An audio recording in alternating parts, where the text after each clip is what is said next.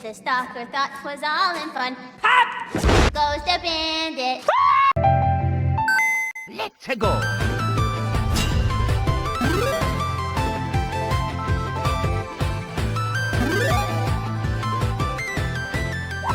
Game and the Chick game.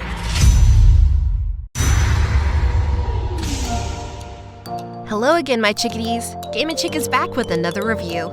Well, a really short one, that is. But before we get started, I would like to give a big thank you to 2K Games for providing me with a review copy to make this review possible.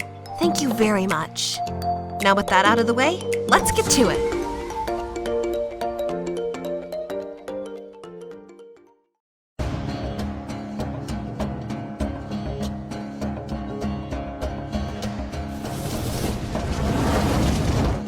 Tiny Tina's Assault on Dragon Keep, a Wonderland's one-shot adventure, is a first-person looter shooter developed by Gearbox and published by 2K Games. Originally released as a DLC for Borderlands 2 as Assault on Dragon Keep, 2K Games decided to bring it back once more to prep for the next big upcoming adventure, Tiny Tina's Wonderlands, coming next year. But is it worth playing nowadays, or should it have just stayed in the past? Only one way to find out, so let's go! Story. The Queen's been captured and her kingdom is in peril. Only you and your friends have a chance of restoring peace to this eccentric, enchanted land. Blast your way through treacherous forests, spooky crypts, and fearsome fortresses. But beware, your journey can change in an instant on account of Tina's gleefully chaotic whims. Gameplay.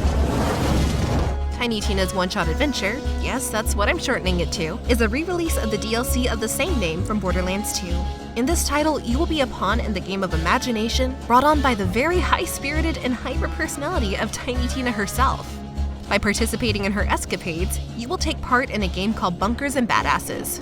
And your host of this wacky world is, of course, Bunker Master herself, Tiny Tina.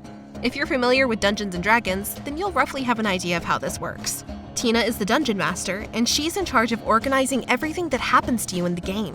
Whether it be taking out an enemy that might seem too hard, creating characters out of thin air to fit the narrative of her little story, or getting annoyed by you, and by you, I mean me, for not being able to make a platforming jump to her liking, which out of annoyance, she just builds you a bridge that leads straight to your objective.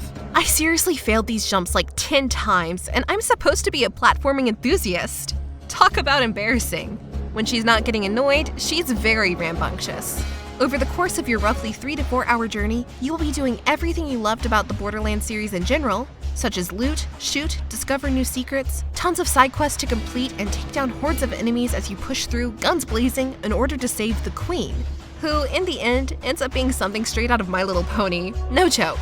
It even poops rainbows, gold, and weapon loot. I know, I'm extremely immature, but I laughed pretty hard at this because I've never played this DLC originally, and it was my first time seeing it. It's so freaking random, but awesome nonetheless. The humor and narrative of this fantasy-themed Dungeons & Dragons tabletop story is the highlight. Yes, even over the shooter RPG aspects of leveling up your characters, finding new legendary and epic gear too. This is in large part due to the great voice cast interacting with each other. Each actor plays their spot to perfection. And while some dialogue by Tina can get a little bit annoying at times, because she rarely shuts up, it isn't over the top enough to drive you nuts. Only he can open the way. And I know just where he is. Waypoint! One of the funniest moments in my time playing through the game actually was the character Claptrap doing his best impression of Gandalf the Grey from Lord of the Rings. Because in this story, he's a wizard. Just not one with very much power, though. Shouting the line, "You shall not pass!" But you can hilariously walk by him and hurt his feelings. It's sad, but funny. My best friend. Hey! Aww. I know you're not a door, Claptrap, but I honor wizards and elves, and next time I will speak friend before I enter by saying, "Melon!"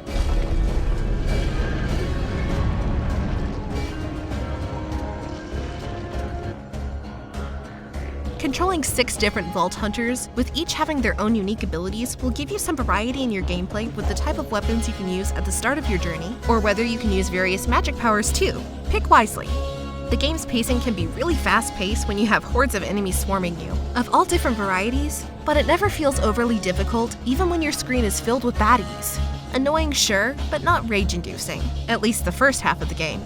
The first half of this title is an absolute blast with puzzle solving, finding awesome gear, testing out new weapons, fighting bigger-sized monsters, boss fights, or even dragons themselves. But the second half is where it loses its luster. Unfortunately for me, the second half of the game just falls into the trope of running out of ideas and just starts throwing enemy waves at you, one after the other with annoying arrow shooters who have aimbot and never miss. Small enemies that crawl, armored up knights who are sponges, and eventually shielded wizards show up too. It feels drawn out and tedious, and a lot of the time you find yourself running through the level just to get it over with because of how monotonous it can be. It doesn't kill the experience, but it can wear you down. Too long didn't read version. First half good. Second half bad. Overall, I guess the question everyone wants to know has to be, is it worth it? Well, that depends really. If you have played it previously, either via Borderlands 2 DLC or as part of the Handsome Collection, then my answer to that question is absolutely not.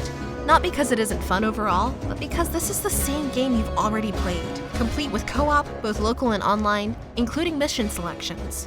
If you've already played it, you aren't really missing too much, and the only real reason to do so at this point would be if you're prepping for the real meal next year with the full-fledged release of Tiny Tina's Wonderlands, which actually looks super good. So what say you to those who have not played the original DLC, just like me? Is it worth it? Honestly, yeah, for $10 it is for sure. It's a great way to ease yourself into the looter-shooter gameplay, dungeon crawling, fun narrative, and the best way for newcomers to not only get a taste of the Borderlands game mechanics, but to experience the hilarious dialogue and banter that the series is known for, which it does to near perfection. You will laugh a lot. So why the hell are we playing this kids game? Well, you know, maybe because shut the hell up, Morty! Tina? She's right though, shut up. And sure, it can get a bit tedious at times mid-game, but there is still fun to be had here, so it's worth a look at the very least. So what's the final verdict? Well, I'm going to go into this one with the impression that you have never played this before, so if I do that, for $10, my verdict is clear. Game & Chick says buy now.